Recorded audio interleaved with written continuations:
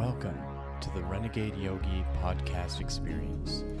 Join myself, Zorananda, and this episode's guest as we explore yoga in the modern world. Prepare yourself as we will experience yoga like never before.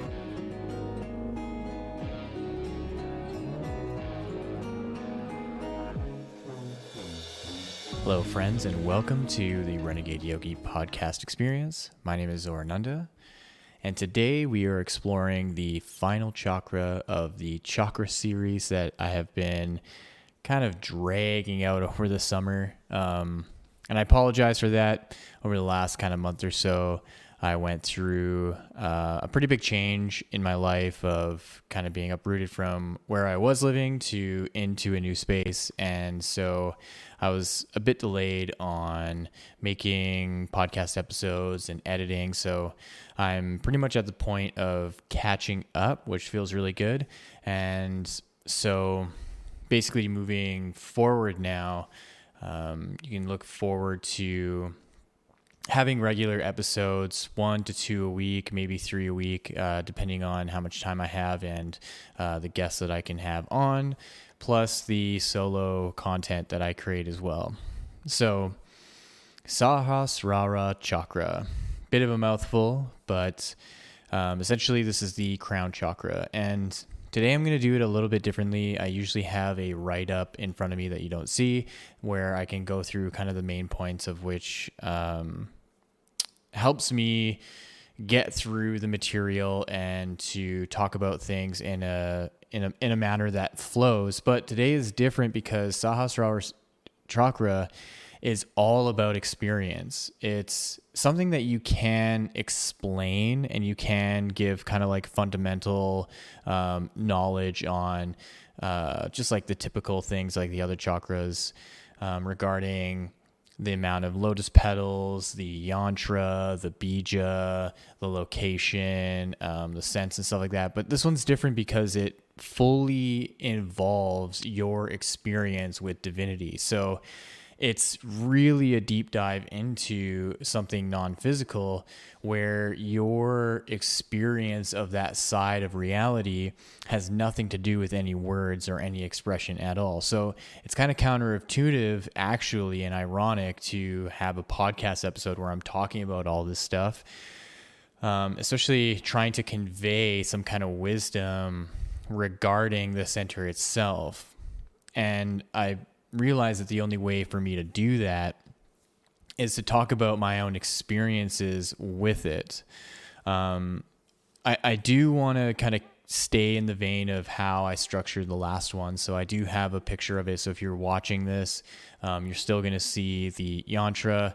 If you're just listening, you can easily just look up on Google Sahasrara Chakra and see just the gist of what it entails regarding its symbolism, where it's known as the 1,000-petal lotus, where now the kind of color scheme is it's every single color, it's no color, it's clear, it's white.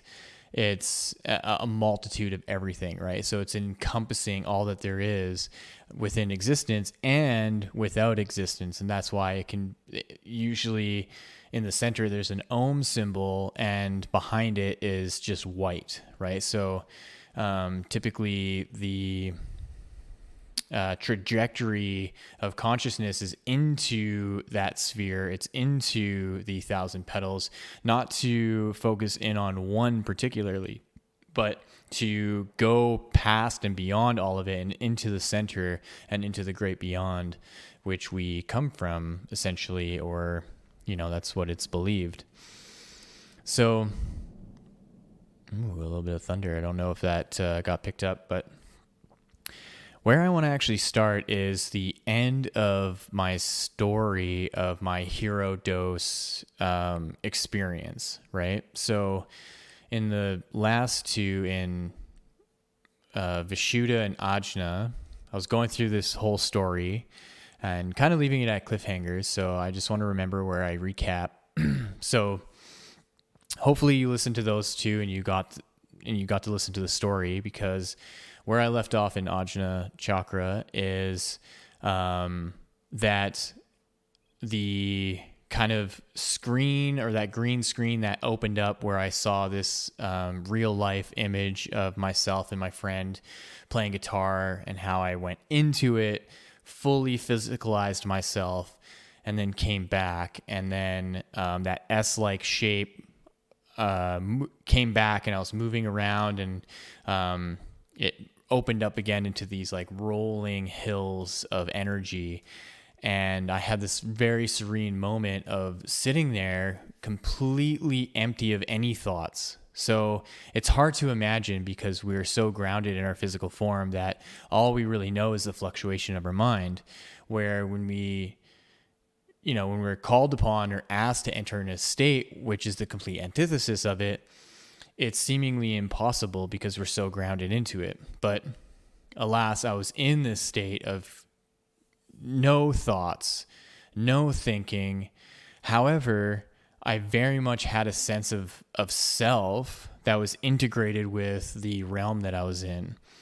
And so what happened next was the startling part, because I'm in this realm, rolling hills of energy, and I'm just so calm and this like bliss, but it's not like an overwhelming like joy and bliss. It's a deep knowing that this awareness is my state of being truly, and there's bliss that is encompassing all of it all together. Suddenly, I snap back. And what I see happen is my friend's girlfriend, who was sitting beside me in a stool, suddenly stands up. And we're in the pitch black, still watching The Departed. So I'm suddenly snapped back because I see my friend's girlfriend stand up on her stool and touch the ceiling. And then she sits back down, and I look at her and I ask, "Why did you do that?" And she looks at me and says, "I don't know," and just walks into the kitchen and starts making some food. And it was so perplexing. And all of a sudden, I'm back in my body. I get this like rush of feeling, because suddenly I'm back high on mushrooms, but I'm right at the point of coming down. So that whole trip was like really at the peak of the peak. And then the come down happened. And then her standing on the stool and touching the ceiling signified the shift back down. And I just sat there so perplexed. And I just remember thinking about what I just experienced, and that none of these friends had any idea that this even happened. And I just think to myself, okay, it's time to go home. And so I spent the night at home recounting this whole thing, and always coming back to that moment where and by the way, she's completely sober, other than, maybe smoking a little bit of weed. She didn't do any mushrooms with us. And so I would recount to that point of why she stood. Like, that shouldn't just happen. You shouldn't just be compelled to stand on your stool and touch the ceiling, right? It just seems so compulsive, and it seems so out of character and even out of her control. Like, there was something that moved in her that needed to, like a grounding almost needed to happen for me to come back, right? And I didn't want to think of it in a selfish way like that, like I'm the reason why that she did that, but no one else even noticed. I looked around and everyone was so enraptured by the movie that this happened, and she didn't even have any explanation. She didn't even like come back to me and was like, "Hey, why did I?" It was just like, it was so brief, and I was the only one that even saw it. how, I don't even know, because I was so deep in that experience. I was in this other realm and I was pulled back to my body through this action of hers. And it still is still perplexing to this day. And it's so fun for me to recount this. And I love doing it even just in my own mind. I love thinking about it. And that's really why I put it in my book. Cause I think we all go through phenomenal experiences. And what I want to convey to people is that there is a way to have more and more profound experiences like that when you open yourself up to the possibility of it. And this is something that's been innate in my life since I was a child. And so I really feel like I was preparing myself for it without really even knowing it. And then realizing at that moment and afterwards how I can actually start deliberately preparing myself for it, not knowing when this like profound phenomenal experience is going to happen, but knowing that there is a way to prepare yourself for it. And that's how I was ushered into yoga after that, because only a couple years later, with my friend Chris, who's like a good childhood friend, we've known each other since we were 4 years old, where he was like the motivator for me to get into yoga. And I started to see that yoga is the vehicle for the preparation more clearly for these natural, profound, phenomenal experiences. And then the psychedelics really amps up the potency of it. So you can imagine that, say if you didn't do any yoga at all in your life, and you didn't do any meditating, you didn't do any of that, and then suddenly you take a psychedelic and it just blasts you into this altered state of consciousness, that can be pretty jarring. But if you were to have a spiritual practice and you were to slowly enter into that state of consciousness, you're kind of taking like little peeks behind a curtain, right? So each time you meditate, each time you do a powerful, maybe not powerful, but even you just do a yoga session, you meditate, that you're kind of opening the curtains through the window. So you're not quite yet turning it into a door and then opening the door and going through. But that's what it was doing for me. And then throughout the last kind of like over the decade of my life, I've had more and more phenomenal experiences that I prepared myself for. And that's really the nature of Sahasrara, right? It is like a door that opens, and it's a portal that ushers in divine energy. And you can have a spontaneous intervention where something maybe traumatic happens, and so you have like a near-death experience, and that portal opens and that divine energy comes through and it communicates to you why the event happened and why you need to make changes in your life and how to move forward. Or you are deliberately acting towards opening the portal a little bit each day. And that's really what meditation is to prepare you for when the synchronicity happens, that the phenomenal experience is that the portal completely opens and you get this rush of divine energy, and then you're there to embrace it. It's not a shock. It's not like a lightning bolt that just like cooks you, right? It's you've been preparing for it and you go, okay, well, here it is. All right, I'm ready. I recognize, I'm aware, here it is. And it comes in, and then you can do something with it, right? So, and that's really where I want to go with this podcast. I'm going to show the chakra so that people can see it. And again, if you're just listening to it, just go onto Google. The one that I found, if I can change it, the one that I found, it's really beautiful. It's blue and white. So it's like a circle, and there are like circles kind of nestled within it. And then there's like the obvious, like kind of lotus, 1,000-petal lotus within it. There's obviously not 1,000 petals. There's maybe like 50 or so, but whichever one you find, you get a sense of the complexity of it and the arrangement of it looking like a flower. But then the actual simplicity of it, if you're actually able to trace how each section is made.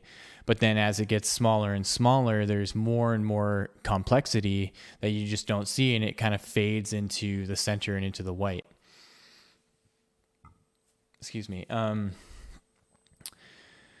So again, I don't believe there's any blockage in this chakra. This is the chakra and the gateway for divine energy.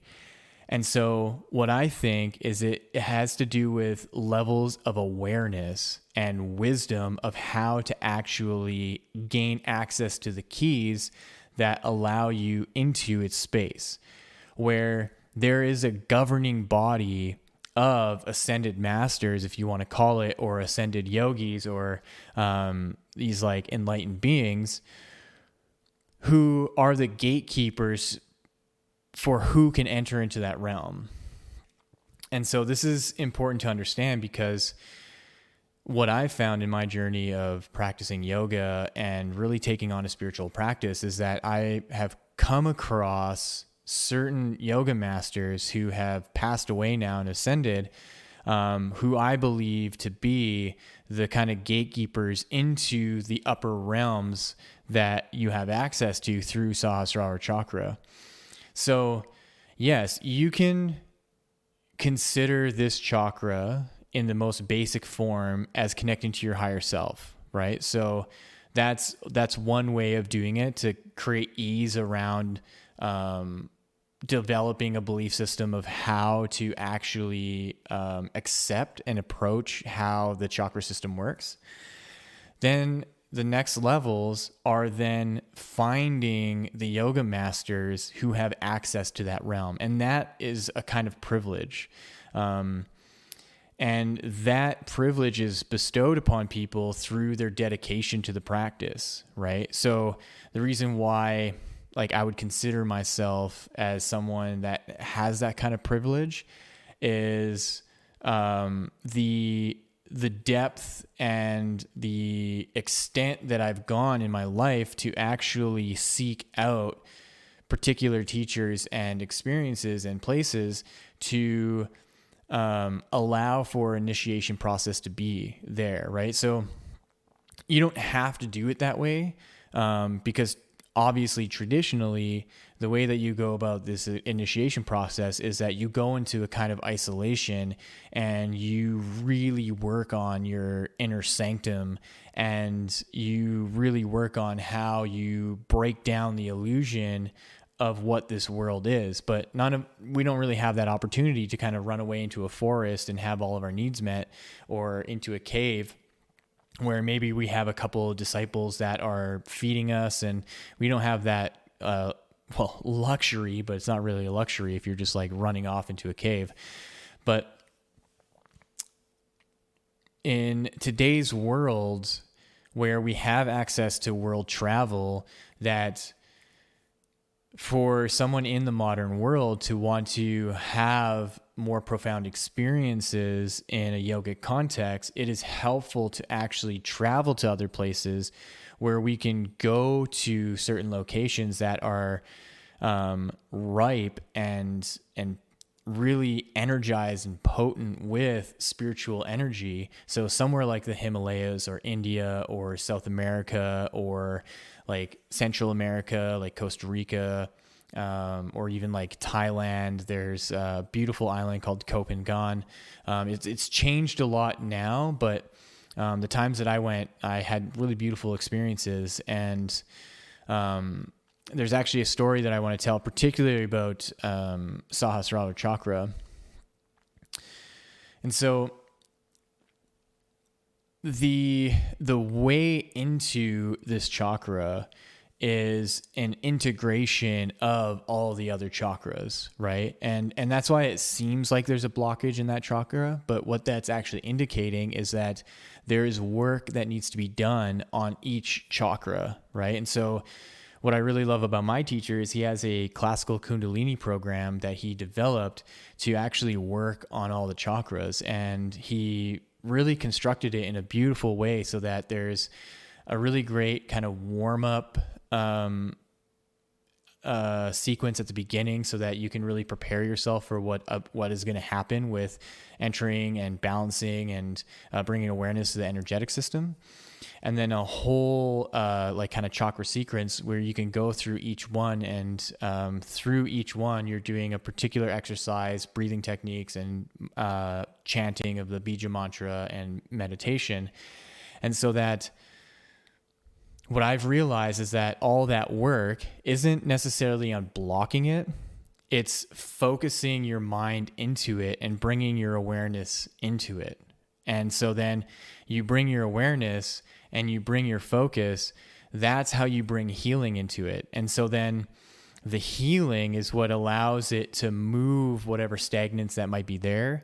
And so then as you move up, once you get through the fifth one, you have prepared yourself and you've gone through an initiation. And especially when you're doing this in person with my teacher, Vishwaji, he is a beacon of light for the divinity to come through in the way that it's necessary for you. Like, how I explained in the fourth video on Anahata, where I had this like massive opening into my heart chakra, and I had this beautiful experience of connecting with my mother and healing a lot of wounds there.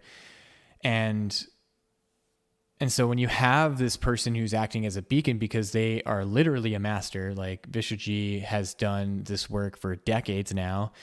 And so when you have a person like that to hold space, it allows you to really move through it a lot more quickly and to bring a lot more awareness. And so your deliberate desire to move through these chakras and then focus up onto the crown is what is a kind of a knock on the door, right? Where you are knocking on the door of the enlightened masters, and you kind of have to knock loud enough for them to answer. And then you have to be humble enough if they don't answer. And so there's this test that's in place, and it's a part of the initiation of what it's going to take for you to let go of all that you know of your physicality and to trust that it's taken care of, so that you can move into that space and that you can be in the presence of something greater than yourself. And at first it's really overwhelming, obviously. And so you have to then train yourself to be able to like find focus. It's almost as if when you're in a dark room for too long and someone suddenly turns on the light is super overwhelming, and it takes time for you to then focus and start to see the objects. So it's very similar, like waking up, that you've been in this darkness of the shell of your physicality, and suddenly you're opened into all this light and you don't know where to look, right? It's all blinding. And then you kind of slowly have to like calm yourself down and be in that space, and then things start to open up.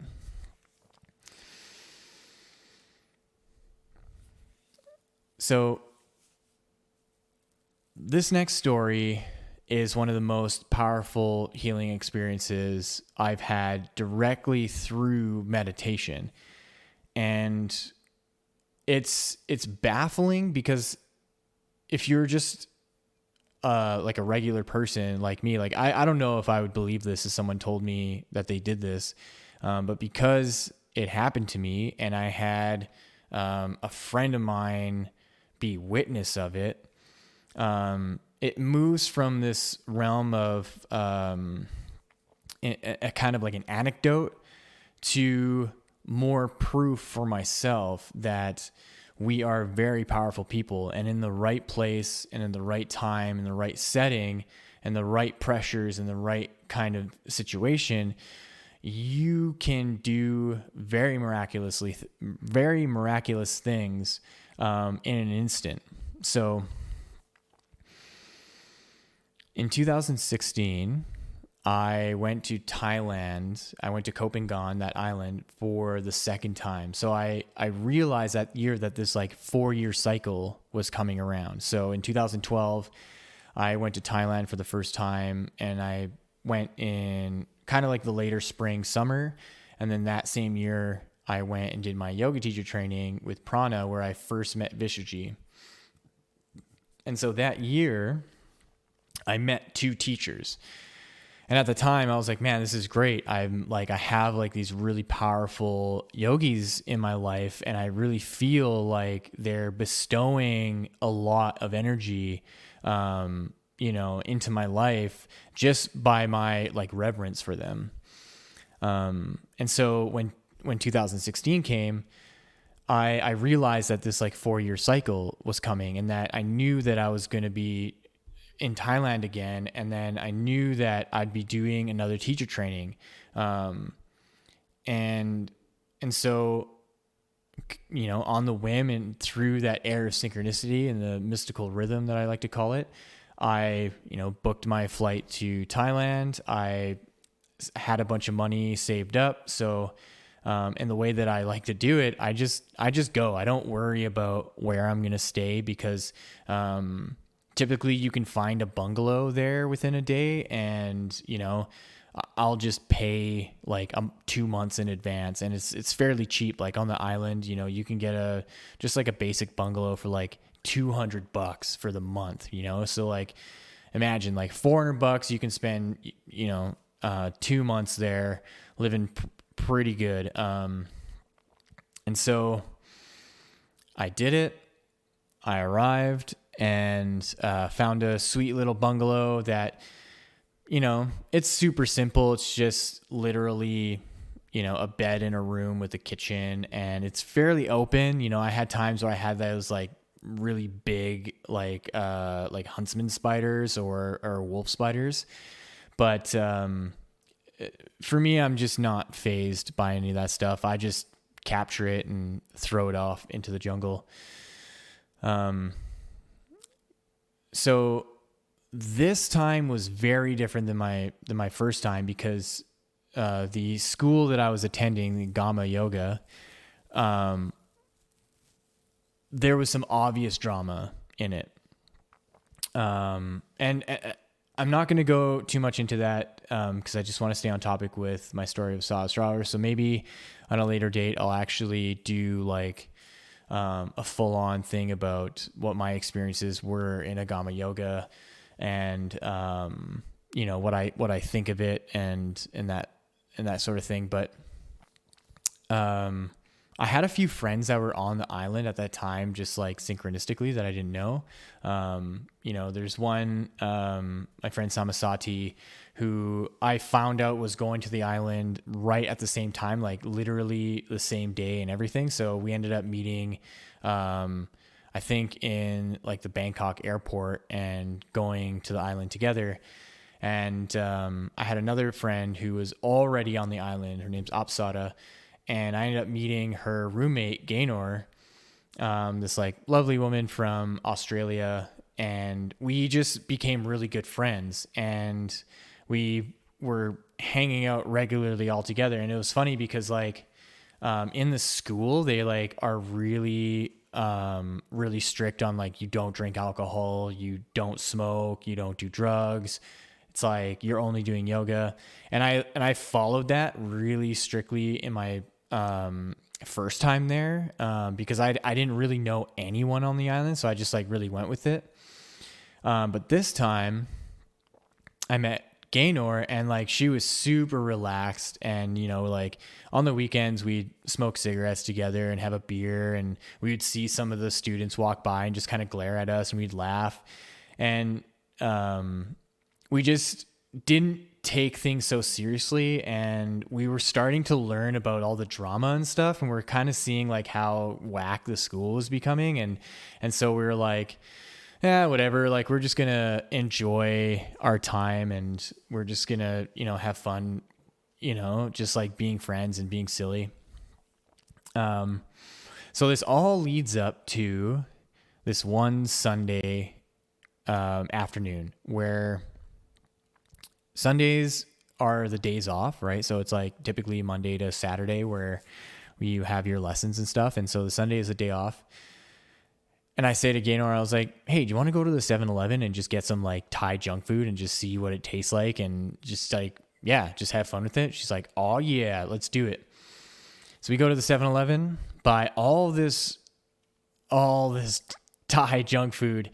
And, at first we're having fun with it. And we're like, some things taste good. Like obviously like they have Pocky, they have like all different kinds of Pocky. So, but then they have like these weird like chips and these weird like candies and stuff. So we're just like laughing. And, I end up eating all of mine. And Gaynor looks at me and she's like, was that a good idea? Should you have done that? And I had this drink that I thought was like a carbonated like beverage. Like it was like this coconut drink, but it was like this thick, obscenely sweet and just like super weird tasting drink. And I remember just like chugging back half of it and just immediately feeling so gross. And I look at Gaynor, I'm like, I don't think I should have done that. She just looks at me back and she's like, yeah, you are literally turning white. Like, I don't think you should have done that either. And I was like, you know what? I'm starting to not feel good. I think I'm just going to lay down. So she leaves and I fall asleep and I wake up terrible, feeling so gross and just the worst gut rot I've ever experienced in my life. I'm starting to have like a fever or something. And mind you, like it's already like 30 to 35 degrees every day on the island, super humid. And I wake up and I'm like, oh my God. And so I'm legit sick now. And so I pass back out. I wake up in the morning. And I don't remember if I vomited or not. I probably did, but I just remember like trying to just drink water and nothing would stay in. It's like it immediately would boil as soon as it hit my stomach. As soon as I drink any water, it would just immediately come back out. And I'm thinking to myself, okay, this is problematic because, I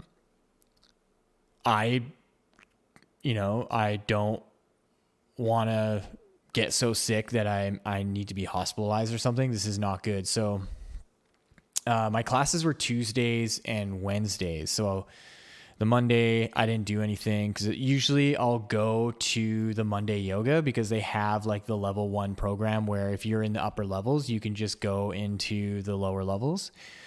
And so I'm thinking to myself, oh my God, I'm just dying here. I just need to like rest. So I just spend the whole day just like in my room, just feeling terrible. And I'm thinking to myself, I have some kind of bacterial thing. Like there's a bug in me for sure because this is very, very bad.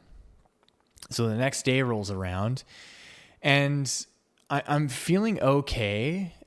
Still like kind of feeling feverish, still kind of shaky, but I have enough energy to kind of get up.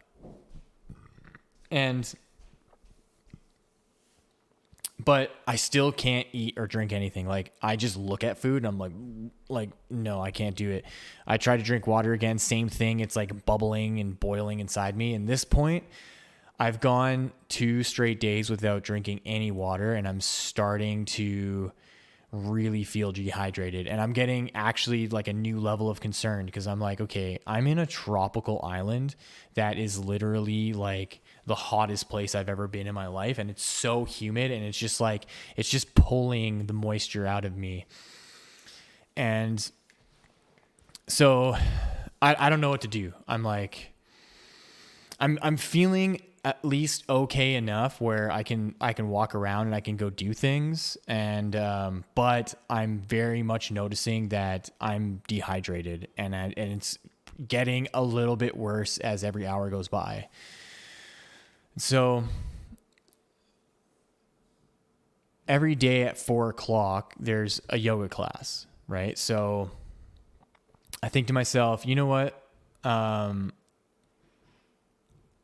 Gaynor messaged me. She's going to go to the 4:00 class. I think I'm just going to go. Maybe it'll help, right? Like, I don't know. I don't know what to expect. I'm just going to go to the yoga class because I don't want to be missing out on this stuff.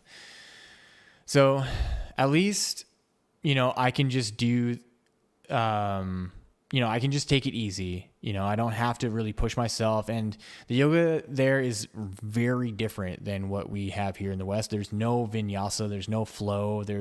It's very static. There's this posture, you stay in it for this amount of time. Then there's the next posture, you stay in it, and so on. It's not dynamic at all. So I was like, this is going to be pretty easy. I'm just going to like rest when I need to rest, and it'll be fine. Right. So we get to the school, and I have a bottle of water with me, and I'm talking to Gaynor. I'm like, yeah, I'm still like wrecked, but I have enough energy that I can do this. I just can't drink or eat anything. This is wild. I must have some kind of bacteria in me. And so I look at my water, and I'm like, well, I'm feeling a little better. Maybe it's gone now. So I take just the littlest tiny sip, and still like, it's like boiling inside of me, and it's just like immediately rejection. I'm like, okay, whatever. I'm going to just do this class. So the class goes by, and everything's fine, and I'm feeling a little bit better by the end of it. And the way that the classes are structured is that there's a meditation at the end, and in the level 1 program, they go through the chakras. And so in the meditation, they'll do like a music meditation where the music it works with the chakra that they're on. So say if they're on Muladhara, it's like very primal, like more percussive, and and then as they move up, it changes to the kind of setting or the nature of that chakra is. So that day was Sahasrara. It was the crown chakra day. And so I'm sitting there, and this like very intense like techno music, but it's like very crown chakra stimulating. And I remember sitting there meditating and focusing really strongly on the music, and then I start feeling this like tingling on my crown, and I really feel like something is opening there. And I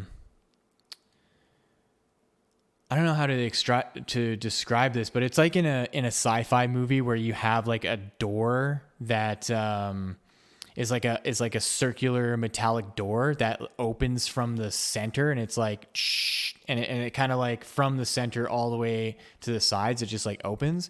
That's what I felt happen in my crown. It's like it just like opened, and this flow of energy from above my head somewhere flowed into my went right into my body, like right into the center of my body and right into my stomach. And immediately I start getting this communication that's like, use this energy on your stomach. And at first I'm a little baffled by it, and I'm like, wow, this is actually happening right now. I can actually like feel this. This is really amazing. The music is going still, like, and I just, really tune into how the music and the sensation in my the crown of my head, and then this like kind of opening and this flow of energy, that I follow it down to my stomach, and I immediately feel what's disturbing my stomach. And I don't know what it is, but I can feel it, that there's something in there. There's something in there, because I can feel it kind of like wriggling around. It's like reacting to this, like the music, it's reacting to this flow of energy. And so this like guidance is coming through, like, yes, like use this on here. It's going to help. And so I immediately think of just like a 3-statement mantra, like in English, something simple. And I don't exactly remember. It was something like, this body is healthy, this body is strong, this body is healed, right? This body is healthy, this body is strong, this body is healed. And I'm just chanting this inside my mind over and over and over, hearing this music, feeling this flow, chanting this simple mantra over and over and over and over again. And then I start to like feel whatever is inside my stomach start to convulse really strong. Like it's like shaking inside my stomach, and it's just resisting. Like that's what it really felt like. It was like, no. Like I'm staying here. Like, no, I'm resisting. And it just is shaking so strong inside of me, but I just stay calm, listening to the music, feeling the flow, chanting this mantra. And I remember something that Bashar, like, if you're not familiar with Bashar, there's a man named Daryl Anka who channels his higher self called Bashar, where Bashar was talking about how, when it comes to the mind, believing is seeing. And so you can shift your perspective from one state to another by visualizing what it is you want to shift into. And then you, kind of superimpose or put them side by side, and you bring the thing that you're shifting from into that new perspective. And so what I did is I asked myself, while all this is happening, I'm thinking to myself, well, what is the opposite of what's happening? And I was like, well, that's just a normal stomach, a stomach where you don't feel anything. You don't feel bad. You don't feel gross. It's just calm, like a calm, reflective lake. And so as this thing inside me is convulsing and jiggling around and really fighting everything that I'm doing, I place the image beside it of just a nice, calm, empty stomach, nice and calm, nothing in it. It's just relaxed and really just calm, right? And so I have all these multiple things of going and happening, where this really intense techno music, opening of the crown chakra, the flow of energy down into my stomach, the convulsion of my stomach, me chanting continuously, this body is strong, this body is healthy, this body is healed, and this image of a calm stomach beside all of this. And as soon as I bring that image in, that convulsion just kicks up even stronger, and it's so intense, and it's just fighting it and fighting it and fighting it and fighting it and fighting it and fighting it and fighting it. And all of a sudden, it just flips into the image. It just gives up, and it flips into the image of the calm stomach, and everything goes away. And I'm just sitting there, and I stop the chanting, and I feel that flow of energy start to just close, and I feel the crown chakra just close, and the energy goes up. And then synchronistically, the teacher tones down the music and ends the music and is like, okay, thank you everyone for coming, namaste. And it ends, and I'm just sitting there so relieved. I'm like, oh my God, I did it. Did I do it? What did I do? Something worked, because I feel fine now. And I open my eyes and I look at my water bottle, and I'm like, there's only one way to find out. I take my water bottle and I chug the whole bottle. Put the water bottle down and I take a breath. Nothing happens. And I'm like, oh my God, I just cured myself. I just healed myself of whatever I was going through. And I was like, this can't be so random. That was so specific. It was an equation for an outcome, or a chemical reaction or something. It's when you have just a combustion, right? You need fuel, you need oxygen, you need energy, and you need a closed system. And when you put them all together, it creates this, reaction. It's I put these elements together. There's the music, there's the focus on the crown, there's the opening of the crown, there's the flow of energy down, there was the mantra, there was the visualization. All of that was put together so that whatever was in my stomach could then flip into the calmness and just the ease and the release. And I thought to myself, maybe I did have a bug in my system, and maybe it just died. Maybe it just ran its course. Maybe my body, in that moment was okay, I got this. And I don't know. I don't know. But it was just so surreal to spend literally not even 20 minutes or less in this meditation doing all these things.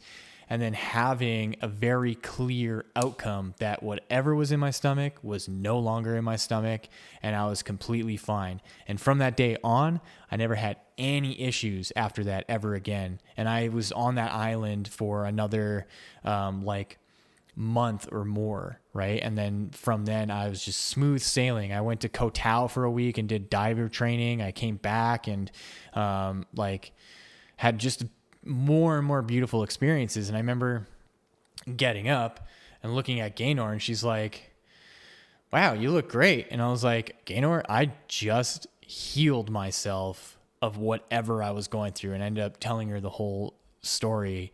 And I was just so relieved. And that anchored into me just more the power of yoga and the power of these tools within your consciousness of mantra and visualization and movement and the power of focus and concentration and awareness, and also loving guidance. Like I felt in that whole time that, in all the intensity and all of like the convulsion and all of the seemingly like negativity that was in there, like that pouring through my crown chakra and into my body, there was this like immense love, right? There was this acceptance of what was going on. And this is where I do think that it does come down to timing, and it comes down to location. Because I remember trying to do that when I was in India, because I had a similar experience where I wasn't feeling too well, and it didn't work, right? So there is this divine timing where you're going to have a phenomenal experience at a certain potency based on the synchronicities leading up to it, and that you won't even know. Like I had no idea months before that on that particular day I was going to go through this like illness of being kind of like maybe food poisoning or maybe some bug or something, you know, like maybe that drink that I had was like tap water was in it from like wherever the facility was that made it. So like in it, there's like, you know, bacteria that just like if I were to have like run some tap water from my bungalow and just drink it, right? That it was unforeseen, and I passed the initiation, because that's the thing. It's like, okay, if you really want to know the power of yoga and you really want to get to the next level, this is what you're going to have to do. And I was really supported from being in a space with like, you know, 50 or more other yoga students, and at the school that really helps facilitate at that time, not really anymore because of all the drama that went through, but you know, I really utilized the space and the time to have this phenomenal experience so that I can share with listeners like you. And so that if there's anything that you can take away from this story, is that you too have phenomenal experiences. And the thing is that you have to look through your life and you have to identify them, because right now you're just sitting here and it's pretty mundane wherever you're listening to this, and you're looking around, you're probably like, well, I mean, this doesn't really seem like a phenomenal experience. It just kind of seems like what I would normally experience on my day-to-day basis. You know, like I worked or I had school and now I'm home, I had dinner, and, you know, I talked to friends, or I talked to my parents, or I talked to my partner, and, you know, it just seems like a part of the mundane. But if you were to actually scan your life and you were to actually go through each year of your life, right? No matter how old you are, you don't have that many years. Like, so it's not that much of an ordeal to look at, okay, when I was 1 year old, can't remember anything. When I was 2 years old, can't really remember anything. When I was 3 years old, I can kind of remember, you know, like Christmas and stuff. When you're 4 years old, when you're 5 years old, all of a sudden you start getting into your years where you can remember.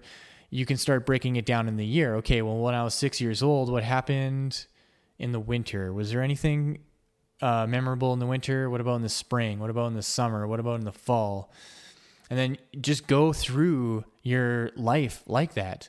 And then I guarantee you'll find like, oh yeah, when I was 12 years old, you know, like we almost got into a crazy car accident, and I like I kind of left my body, right? Like just for an example, and then do that periodically so that you rescan your life. And then what you'll find is that you'll pick up more and more of these memories that you've just forgotten about or you tuned out, that suddenly one is going to really stick out. You're going to be like, holy shit, when I was 16 and when I was at this like house party and there's like 3 of us that saw UFOs, right?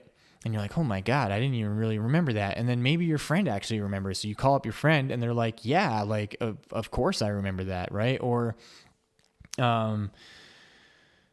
you like did a psychedelic and through that psychedelic, you saw these like beings or something, right? So that's the point of this, is that not only can you have these like phenomenal experiences, you can actually prepare yourself for more and you can call in more. And that's the power of your consciousness. So you can actually not only prepare for more, call in more, actually accelerate the rate of which you have phenomenal experiences, to the point that every day is a phenomenal experience, that every day something happens. And this is the beauty of it. This is the beauty of seeing God in everything, or seeing your higher self or the universe or whatever you want to call it in everything, is that it gets to the point that your phenomenal experiences is your mundane world. That each and every day you wake up, what normal people are going to say is it's just a regular day for me. You wake up and you say, oh my God, everywhere, all the time, no matter where I go. It's in the leaves, it's in the roots, it's in the trees, it's in the bushes, it's in the buildings, it's in every single human being, it's in the walls, it's in the TV, it's in my eyes, it's in my nose, it's my nose hair, it's my teeth. You won't be able to help but have phenomenal experiences. And that doesn't necessarily mean that you have to put in your situation like I did, where you have to travel to another country in order to have this like profound initiation into healing yourself. But that can happen. And that's the lesson in really this whole life, is that you want to be a spiritual being. There's a dedication to it. And when you devote yourself to it, your day-to-day living becomes phenomenal. And that doesn't mean your job changes. Like the job that I have, I'm in the mundane world and I'm working in an office in a shop, and that's my career. And then on the side of what I do is I teach yoga and meditation where I can, and I produce and create music. I am an author, and I have this podcast. And so allowing yourself to see the beauty and the potency of something greater than yourself in all things, you'll open yourself up more and more to synchronicities and divine timing to show you and prove to you individually for yourself, not for anyone else. It's not happening so you can prove it for someone else. It's so that your higher self can prove to you that you exist in timelines and in a multitude of realities simultaneously, and because you're a powerful being. And so what it takes is for that moment of being able to just shed this illusion of your body, right? So you can see that I'm not this body. I am the divinity that is helping co-create this body with the earth, and that the body actually belongs to the earth, and that everything that's happening, all the movements, even you, if you're watching this or listening to this, everything that's coming out of me is not of my control. It's of the earth's control. And that is based on its own blueprint and design of having a human carnation for the experience of life as a human being, so that the divine can anchor into something and have a protocol of learning lessons to then move on to the next stage of ascension. And that's hard to grasp. That's not easy to comprehend. Easy to say. I can spout that out anywhere at any time, but to actually comprehend it and to actually live it and to be it and to understand it is a whole journey. It's your whole life. And until the point you transition and you come back to your natural state, do you realize, oh man, like I've known that the whole time, and it's on to the next. And that was a bit of a rant. I think I'll leave it there. So I hope this series you learned enough about the chakras.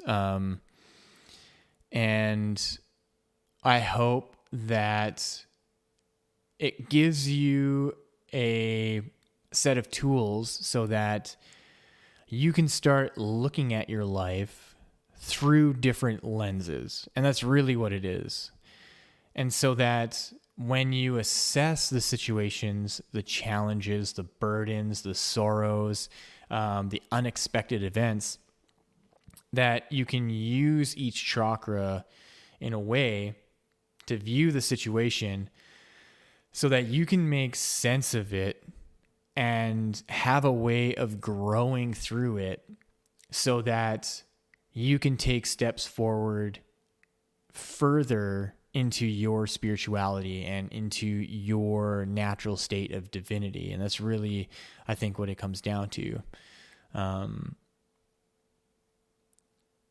So I'm going to take a little break from solo videos just so I can really catch up on the interviews that I have done, so I can spend this next week releasing all of those so I can catch up. One of my next solo videos is going to be why I'm a yogi, why I've chosen the path of yoga and what it's done for me. And also how it hasn't served me and what I've done to cause injury when, I could have avoided it, but it was necessary, and what it can mean for any of you listening to add yoga into your life in a way that suits you, and how you can pave the way for a life that is harmonious for you, your family, your friends, society, and the earth, and how yoga plays a role in all that. So thank you for watching. Thank you for listening. I'm having a blast share these videos, and I'm getting some really nice comments from people, which is nice. It's starting really slow and really small, but I appreciate every listener and each person that reaches out to me, either to be on the podcast or just to do a shout out of appreciation. And I look forward to sharing more. So for now, have a wonderful rest of your day and enjoy.